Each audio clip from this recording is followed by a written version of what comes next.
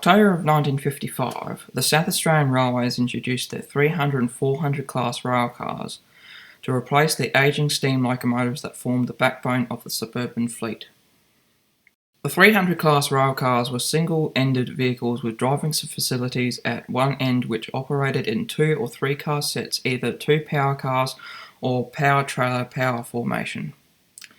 Our railcar, however, is a double-ended vehicle with driving facilities at both ends which allow these cars to work singular during off-peak and low patronage times. There were 36 units in the 400 class fleet, and our railcar, number 412, entered service with the South Australian Railways on Monday the 5th of December 1960. She was donated to the SteamRanger Heritage Railway in 1994 and ironically ran the last service from Adelaide to Victor Harbour on the broad gauge prior to gauge standardisation of the Adelaide to Melbourne main line in March of 1995. Now we travel to Strathalbyn to rendezvous with Railcar 60 with Bill Muddy at the controls of 412. Operating goods trains 7 times a week. In 1948, they were replaced by a mixed train until the late 1930s when the modern 55 Brill operated 6 days a week, plus a week train on Tuesday.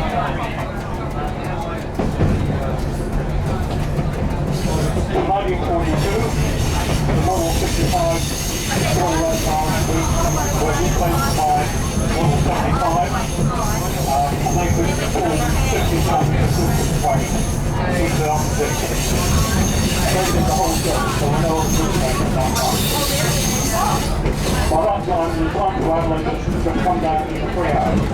Yeah, because you're in such a white area, you can't straight. Other trains she's on the line down to 825 diesel, pulling a weekly train, and the AR8 had a couple of rail boards using 1 or 2 hour locomotives. After closure, or after the passenger service finished, there were occasionally 30 cars coming down on freight duty.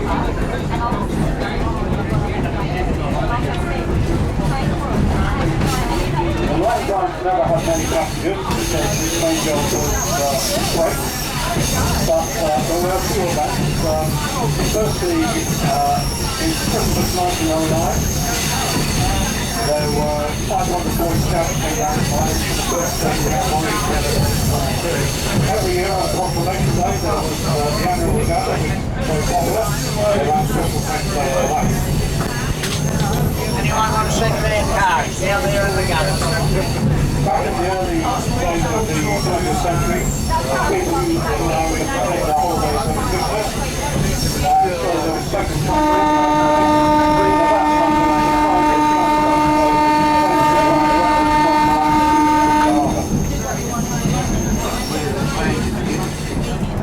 Later on, there were very few passengers, usually only 1 or 2.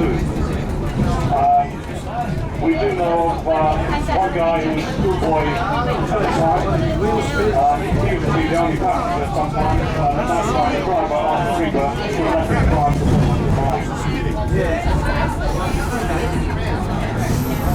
Otherwise, the main passengers were school kids going to school in Milang from Redhen or Barwell. And that caused a bit of a rock because if the teacher kept the class in the late, then the kids would miss the train or would have to walk up. So the parents forced the teacher at the clock because that wouldn't happen. To give an idea of how slow the service was, how laid back it was, after people used to stop in the middle of the bush for no battery. The reason was it kept having crashes, it wasn't all the way through.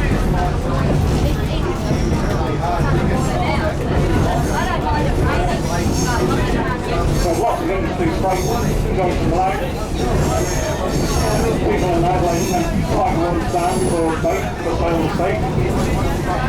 We send steaks to the Adelaide Zoo, leeches to the hospital, blacking, tobacco, needles, song sheets, beehives, boots for repair, ostriches, all kinds of things. One problem was that because the train was so slow, on a hot day, cans that were loaded with funnel fish would sometimes be so slow that the funnel couldn't go on. That caused a problem with some of the farmers who were taking.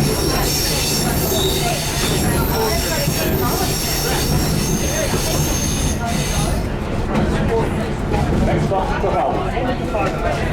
At Barwell will be stopping half an hour. I'm not sure if the grill will be there already turned. Andrew, may I just get in there for a shot? You're welcome to go down and watch it first. Thank you.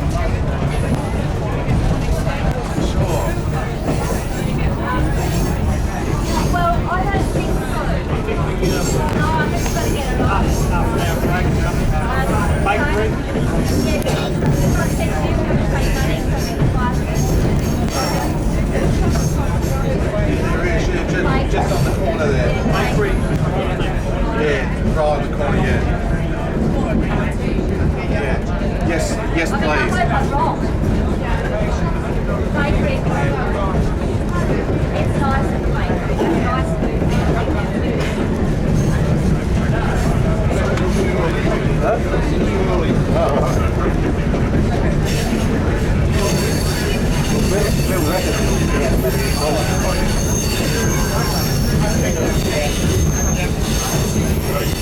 There you are, there's your destination. Yep.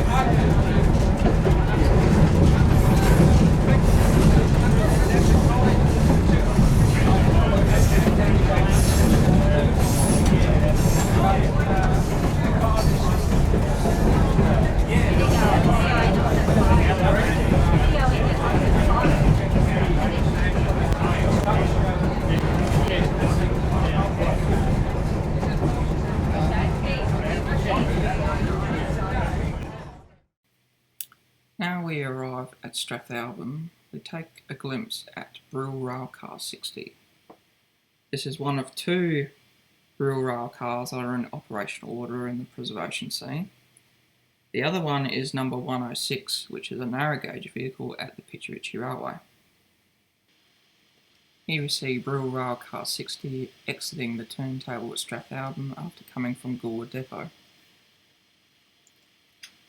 For the moment, we take a short look at the history of these fascinating railcars. In 1926, with the introduction of the SAR's most capable commissioner to date, W.A. Webb was employed by the Barwell government to revitalise the SAR, which was on the brink of collapse after years of mismanagement and incompetence. William Alfred Webb was a well-established American railroader, coming from experience with the railroads in Kansas and Missouri. He implemented a lot of American practices into the SAR, and the SAR became one of the most advanced railway systems in Australia. One of the things he implemented was the introduction of the Model 55 and Model 75 type railcars to run less patronised branch lines in country areas instead of using steam engines for the work. These railcars also proved useful on suburban duties, freeing up steam locomotives for less glamorous jobs like hauling transfer freights and shunting within yards. These railcars could work singular or with a trailer car, or in some cases work with 4 cars in the combo arrangement of power-trailer-trailer power formation. The Model 75 type was a 5-foot 3-inch gauge railcar, but these railcars could also be found on the narrow gauge 3-foot 6-inch gauge. The passenger capacity for these vehicles were 67 passengers. The mass of these vehicles were 25 tonnes. The wheels were 2 foot 9 inches in diameter at a 7-foot wheelbase. The length of these vehicles were 56 feet and 11 3/4 inches. They packed a diesel engine of 150 horsepower, and the cost of these vehicles originally was just over £4,000. The estimated cost of rebuilding Railcar 60, however, when it entered preservation, was $50,000. And there was also over 6,000 hours of sweat and muscle to restore Railcar 60 to its former glory. Now we travel from Strathalbyn to Sandygrove Junction, where the junction to Milang used to be. We got out for photos at that particular location, and then we went on to Finnis, which is just down the line from Sandygrove, and we aboard coaches to Milang. Now, we stopped off at a few station sites along the way. There was 1 or 2 station sites along the way, and we have a look around there, and I have photos of that as well. And then we head into Milang, and we have a few guest speakers at the Milang Bowling Club, where we had lunch. And one of the guest speakers was Redhen, who was a former SAR guard and a guard on the Milang branch. Now we'll listen to Ray's stories about the good old days on the South Australian Railways. Now, talking of experiences, we have with us today the guard, who used to be the guard on the train from Strathalbyn down to Milang. So I'd like to ask Redhen to come up and tell us a little bit about her experiences.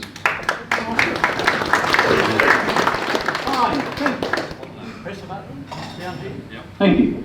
Thank you. Quite unrehearsed, but as soon as I got the brochure, I'm a member of the society down here at Milang, and when I got the brochure, naturally I couldn't get there fast enough to book to be up here today to rekindle some old memories from the past, because I was born at Callington in 1936 and joined the railways there when I was a lad of 16 and used to work as assistant to the guard on the sedan track.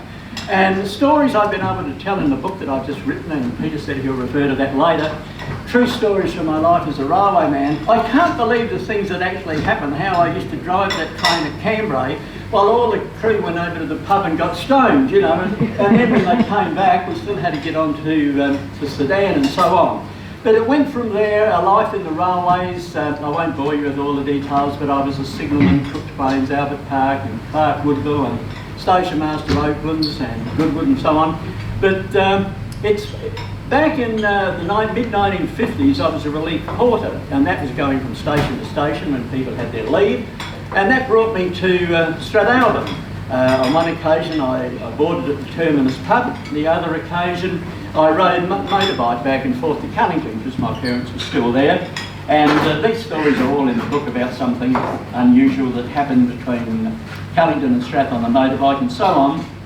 But the stories are also there about relieving the porters. I'll drop a few names. Howard Allen was a clerk. When I visited him after retirement, I'm sure he lived in a house just over there somewhere. Yeah.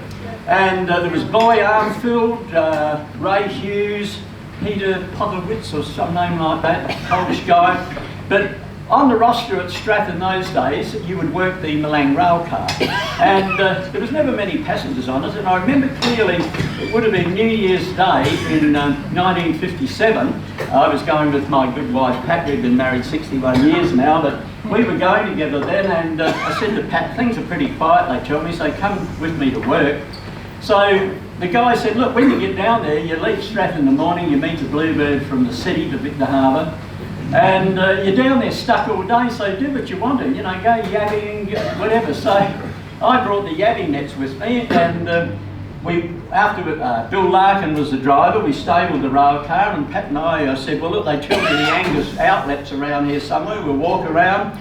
I remember as I went up out of the lower part down there, up the embankment, across, it must have been the headmaster's home there for the school, wasn't it? And there was sitting Jim Condon, who'd been my headmaster at Callington years earlier. He'd been to Dark Peak in the interim. And I regret to this day that I didn't go over and say, hey, but you know, you have this bit of reticence sometimes if it's someone from the past. And I didn't. But anyway, we walked all the way up there to the Angus Inlet, didn't catch one yabby, came back in the afternoon to the nets at Bill Larkin. I think his wife had picked him up and taken him to Straths for the day, New Year's Day. And back on the rail car and back to Straths. So there's a lot of memories there. I relieved there several times.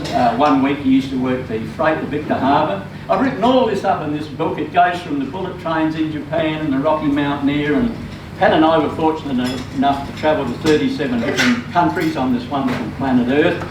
And the Eurostar, London to Paris, and what a contrast that was to the Milang rail car and this freight train to Sedan, where we got up to all the lurks under the sun. But I had to wait 60 years to tell most of the stories, otherwise people would have gotten the sack.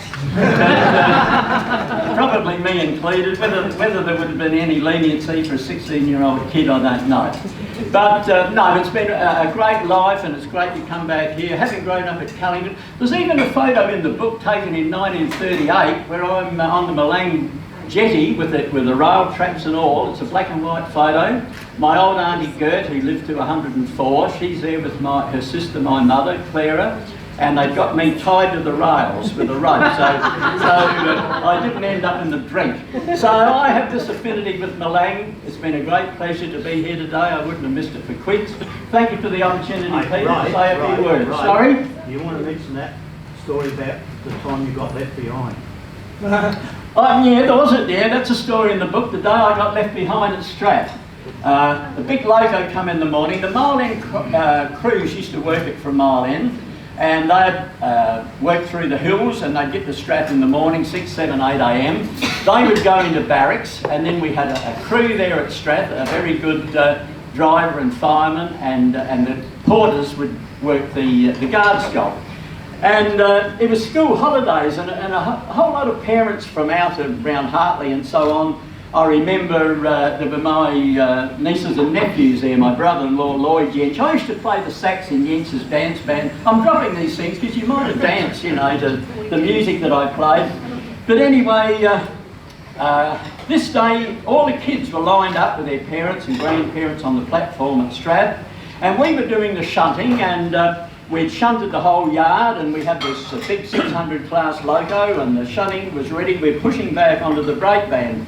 And I was probably playing to the crowd a bit, you know, I'm waving the driver back and ease up and coupled up clunk, and all these kids are, you know, wide-eyed on the platform nearby. And so, just trying to think of the name of the driver. He had a nickname, Mac. Oh, Mac. I've mentioned his actual name in the book. But anyway, I get the green flag and go to the door of the brake van and lean out, and with this great gallery standing on the platform, the grandkids and the grandpa, and I give the green flag out the window, and old Mac sounds a whistle, and away goes the loco, and you hear the wagons clang, clang, clang, clang as the slack's taken up. Everything moved but the brake van. There was this great rush of air, you know, as the hoses parted, and I was left behind. I didn't check that the pin dropped when they coupled up, so to my great embarrassment and the cheer to the folk on the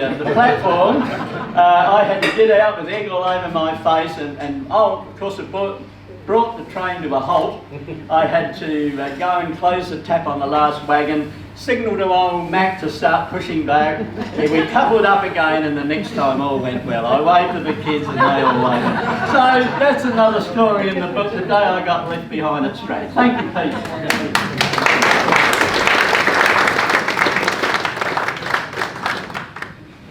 Thank you, Ray. Ray's book is on sale there. See Ray if you want a copy. Every cent of that, by the way, is going to the National Rail Museum. There's not a cent for Ray Yench. I picked up the tab.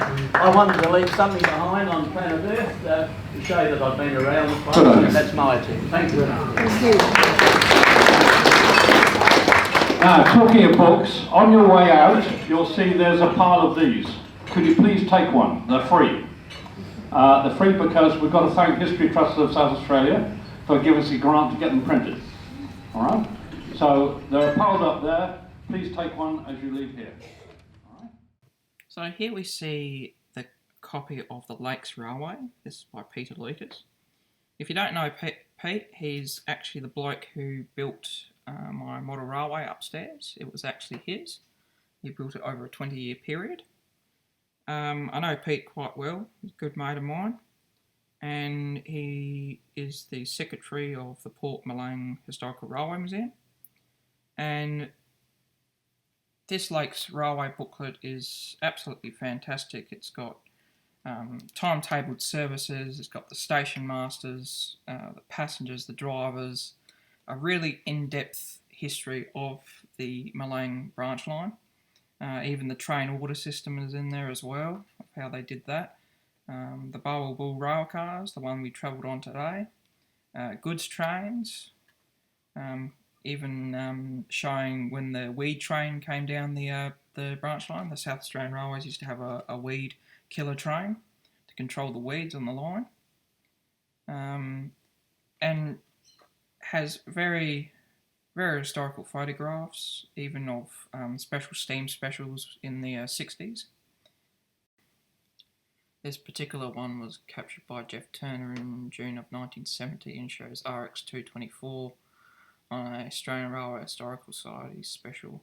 This is a snippet from the Lakes Railway booklet by Peter Lucas of Steam Rail Tours on the Line.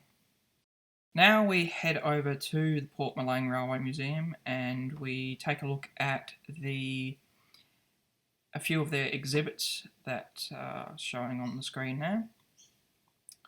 And the video of the Rushton, which I took back in March of this year, February of March for this year, is appearing at the top of the screen now. And we also see the jetty tractor being started up, and a few other things as we take a short look around the museum. Now I do have a Port Milang Railway Museum video, not in 4K, it's in was filmed with my old camera, but I hope to do a 4K video very soon of the Railway Museum down there. To finish off this video, we are going to see the 2 engines running at the Port Milang Railway Museum, and then we'll finish off with the locking up of the station reenactment that they did at Milang on the 50th anniversary event, which this video covers. So without further ado, we'll get started.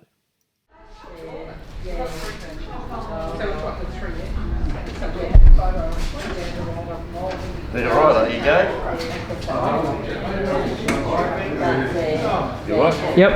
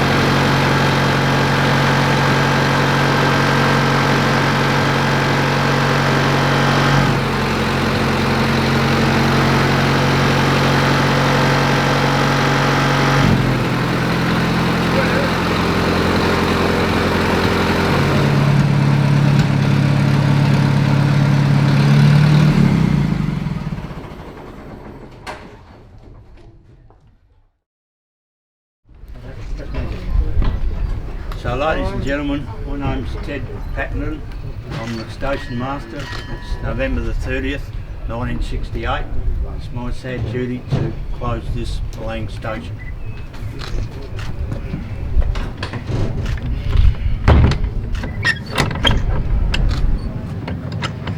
Right, Milang station's closed.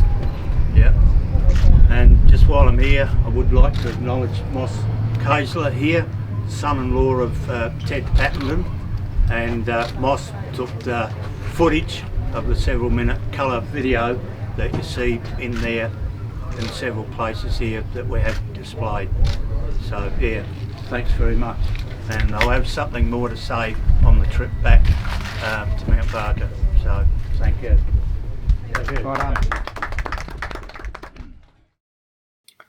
Well, there we are, ladies and gentlemen, the 50th anniversary of the closure of the Milang branch line.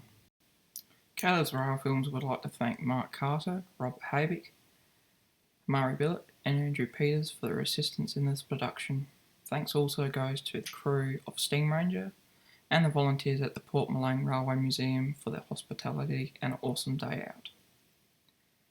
Please subscribe if you haven't already and check out us on social media. We have our accounts on Instagram, Flickr and Facebook. Thanks for watching this presentation by Caleb's Rail Films. We'll be back in 2019 with more exciting and fulfilling 4K content for you to enjoy.